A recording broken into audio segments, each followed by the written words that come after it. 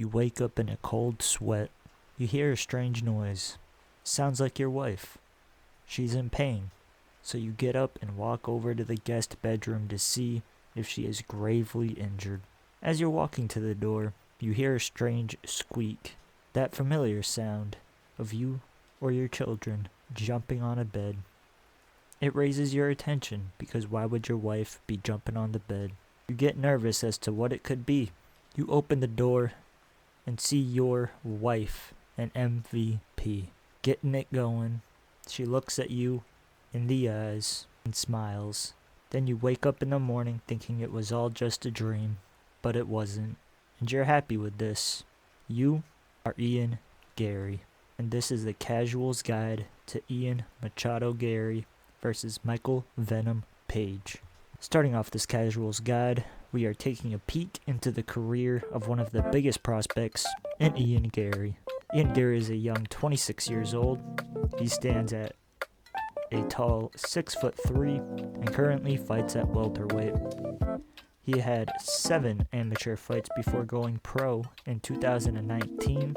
He was signed to the famed European MMA promotion, Cage Warriors. It's more or less a filter promotion to the UFC, meaning if you're a star in that promotion, you're likely to get a shot in the big show, that being the UFC, which is exactly what Ian Garry was. He was extremely popular there before being a champion in Cage Warriors before getting a shot in the UFC. He was 7-0 when the UFC signed Ian Garry.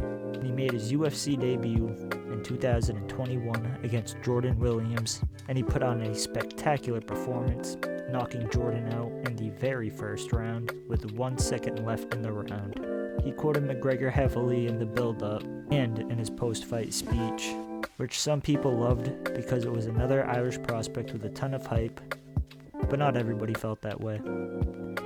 He was mocked for quoting McGregor relentlessly, but in his very next fight, he fought Darian Weeks and beat him in an extremely dominant, unanimous decision. His next fight, Gabriel Green, Ian also beat him in a very dominant, unanimous decision win. And in his next fight, it wasn't so easy. He fought Kenan Song. He went in super confident and almost got KO'd for it. Ian went in to land a left hook to the body with no setup shot, and he got countered with a hook dropping in and almost knocking him out. Luckily, Ian recovered quickly and kept the fight standing, and eventually he got the finish via TKO at the end of the last round.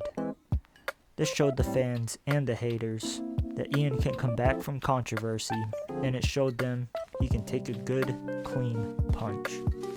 So, UFC gave Ian a much tougher fight with Daniel Rodriguez, also known as D-Rod.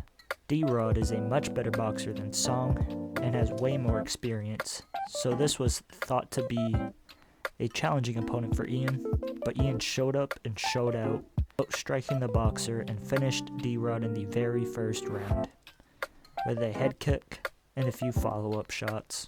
So then Ian set to fight one of the best gatekeepers of all time in Neil Magny. A gatekeeper being, if you can beat this fighter, then you're fit for a top 15 opponent, if not a top 10 opponent. And if you can't beat the gatekeeper, then you are not good enough to hang with the big dogs. And Ian is more than good enough to hang with the big dogs, beating Neil Magny in a very dominant unanimous decision. And in his next fight after Neil Magny, he was set to fight with an absolute savage in Jeff Hands-of-Stone Neil. Neil has many knockouts and punches extremely hard, but he doesn't throw a ton of volume, and Ian used that to his advantage, fighting at range, being by far the more active fighter, mixing in leg kicks, then going up high with the hands and the kicks. He got Neil's mind stuck in defensive mode, and Ian Garry got the nod in a controversial split decision, but I personally don't see how Neil could have won. Ian is a true prospect through and through, but so is the person he is fighting, Michael Venom Page, also known as MVP. MVP is a karate master, as well as a taekwondo master. He is very good, very unpredictable. He has an amazing record of 22 wins, 2 losses, 1 loss by knockout, and 1 loss by decision. But he has an astounding 73% finish rate in his 22 wins. That's 13 knockouts and 3 submissions. He also has 6 decision wins on his record. He is a bit long in the tooth, being 37 years old, but he hasn't taken a lot of damage, so he is better off than most fighters at that age. He trains out of London. He made his pro debut way back in 2012, winning his pro debut with an insane tornado kick. Then he signed to the widely acclaimed Bellator promotion in 2013 and finished his opponent in just 10 seconds. His first tough opponent was Cyborg. He brutally KO'd Cyborg with a skull-breaking flying knee. Literally, the pics are rough to look at, but then he had a next tough fight on his hands, fighting Paul Daly. Daly is a former UFC fighter who hits like a truck, but MVP put on a masterclass and beat him in a 5-round fight and won by unanimous decision. But when MVP got matched up with an absolute beast in his next fight following the Daly fight, he got KO'd for the first and only time by Douglas Lima in 2019. Then he fought some lesser-known guys up until the year 2021, where he would redeem his loss to Douglas Lima, winning a controversial split decision. But then he would take his one and only decision loss in his next fight against Logan Storley. Storley beat MVP in 2022 by a very controversial split decision in a 5-round fight. MVP had a hard time dealing with Logan's extremely strong grappling abilities. Then MVP ran through his next opponent in Kawati Yamuchi and destroyed him in just 26 seconds into the first round with a brutal leg kick. Then he got signed to the UFC in his very next fight, and he went up against a fan favorite and extremely good fighter in Kevin Holland.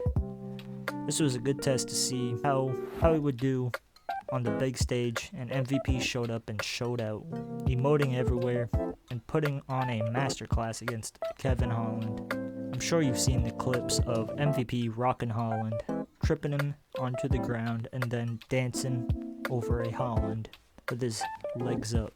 He won that fight in a very dominant and very impressive decision, and now he is facing an absolute beast in Ian Garry.